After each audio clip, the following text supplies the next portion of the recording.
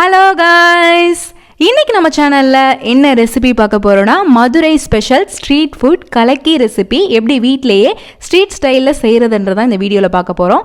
அதுக்கு முன்னாடி சேனல் இன்னும் சப்ஸ்கிரைப் பண்ணலைன்னா சப்ஸ்கிரைப் பண்ணிக்கோங்க. வாங்க வீடியோக்குள்ளே போகலாம். ஃபஸ்ட்டு உங்களுக்கு தேவையான அளவுக்கு முட்டை எடுத்து வச்சுக்கோங்க. நான் இங்கே 2 முட்டை எடுத்துருக்கேன். ஒரு கலக்கி செய்கிறதுக்கு 2 முட்டை கரெக்டாக இருக்கும்.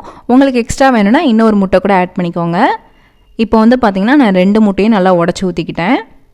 முட்டை உடச்சி ஊற்றின பின்னாடி அதுக்கப்புறம் பெரிய வெங்காயம் 1 இல்லைனா 2 பொடிசாக கட் பண்ணி ஆட் பண்ணிக்கோங்க. அதுக்கப்புறம் பச்சை மிளகாய் 2லேருந்து 3 கட் பண்ணி ஆட் பண்ணிக்கோங்க. இப்போ மிளகுத்தூள் 1/2 டீஸ்பூன் அளவுக்கு ஆட் பண்ணிக்கோங்க. அதுக்கப்புறம் தேவையான அளவுக்கு உப்பு ஆட் பண்ணிக்கலாம். இங்கே நான் உப்பு 1/2 டீஸ்பூன் அளவுக்கு ஆட் பண்ணியிருக்கேன். கொஞ்சமாக கொத்தமல்லி இலை ஆட் பண்ணிக்கோங்க. தேவையில்லைன்னா நீங்கள் ஸ்கிப் பண்ணிக்கலாம்.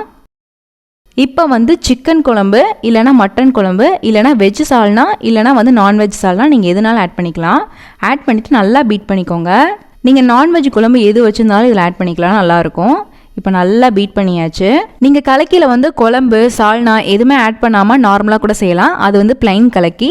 நீங்கள் இந்த மாதிரி ஆட் பண்ணி செய்கிறது மசாலா கலக்கி. நீங்கள் எப்படினாலும் ரெடி பண்ணிக்கலாம்.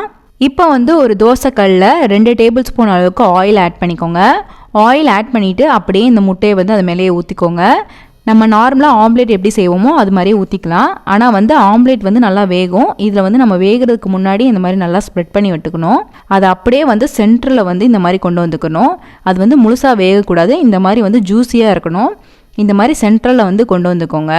இப்போ பார்த்தீங்கன்னா நான் பண்ணுற மாதிரியே நடுவில் கொண்டு வந்துக்கோங்க. இது ஃபுல்லாக வெந்துருச்சுன்னா ஆம்லேட் ஆயிரும். பாதி ஜூஸியாக இருக்கணும், நல்லா லிக்விடாக இருக்கணும். அதான் கலக்கி. உங்களால் எந்த அளவுக்கு சென்டரில் கொண்டு வர முடியுமோ அந்த அளவுக்கு கொண்டு வந்துக்கோங்க. இதை நீங்கள் திருப்பி போடணுன்னு அவசியம் கிடையாது. 1 சைடு ஆம்லேட் மாதிரி தான் நம்ம எடுக்க போகிறோம். ஸோ 1 சைடு மட்டும் அதை அப்படியே உள்ளுக்கு தள்ளிட்டு அப்படியே எடுத்துருங்க. நீங்கள் குருமா இல்லைனா சால்னா ஊற்றாமல் பிளைன் கலக்கி செய்கிறீங்கன்னா அதில் நீங்கள் மஞ்சள் தூள், மிளகாய் தூள், மல்லித்தூள், சீரகத்தூள், சிக்கன் மசாலா இதெல்லாம் ஆட் பண்ணிவிட்டு நீங்கள் செஞ்சுக்கலாம். அதான் பிளைன் கலக்கி. இல்லைனா நீங்கள் நார்மலாக ஆம்லேட் மாதிரி செஞ்சுட்டு இந்த மாதிரி கலக்கி மாதிரி நடுவில் எட்ஜஸ்லாம் கொண்டு வந்துட்டிங்களாலும் பிளைன் கலக்கியாக மாறிடும். இப்போ பார்த்தீங்கன்னா எல்லாத்தையுமே அப்படியே ஒன்று சேர்த்து உடனே எடுத்து ஒரு பிளேட்டில் மாற்றிடணும். இல்லைனா ஆம்லேட் மாதிரி ஆயிரும். இப்போ கலக்கி ரெடி ஆயிடுச்சு.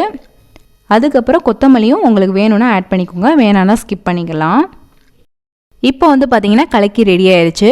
அவ்வளோதான், ரொம்பவே ஈஸியான சிம்பிளான மதுரை ஸ்பெஷல் கலக்கி ரெசிபி ரெடி ஆயிடுச்சு. இந்த ரெசிபி உங்களுக்கு பிடிச்சிருக்குன்னு நினைக்கிறேன். பிடிச்சிருந்தா லைக் பண்ணுங்கள், ஷேர் பண்ணுங்கள், கமெண்ட் பண்ணுங்கள். மறக்காமல் சேனலை சப்ஸ்கிரைப் பண்ணுங்கள். இன்னொரு வீடியோவில் பார்க்குறேன். பாய்.